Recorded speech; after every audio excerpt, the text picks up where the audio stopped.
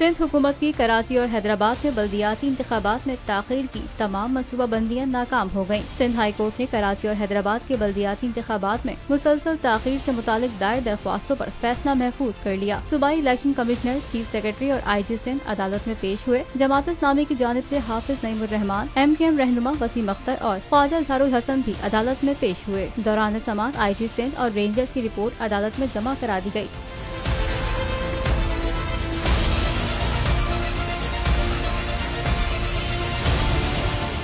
Election commissioner Sindh ने बताया कि दोनों डिवीजन में 1000 से ज्यादा हसास पोलिंग स्टेशन हैं। हम इलेक्शन कराने को तैयार हैं। पुलिस और वजीर दाखिला सिक्योरिटी फराहम करें। चीफ जस्टिस ने इस्तफसार किया कि कराची डिवीजन में कितने दिनों में इलेक्शन करा देंगे, जिस पर इलेक्शन कमिश्नर सिंध ने बताया कि आइंदा 15 दिनों में इलेक्शन करा देंगे। अदालत ने IG सिंध से पूछा कि आप बताएं कितनी फोर्स फराहम करेंगे, जिस पर जवाब मिला कि जितनी फोर्स कहेंगे उतनी फराहम कर दी जाएंगी। अदालत ने तमाम फरीकैन के वकला के दलाइल सुनने के बाद फैसला महफूज कर लिया।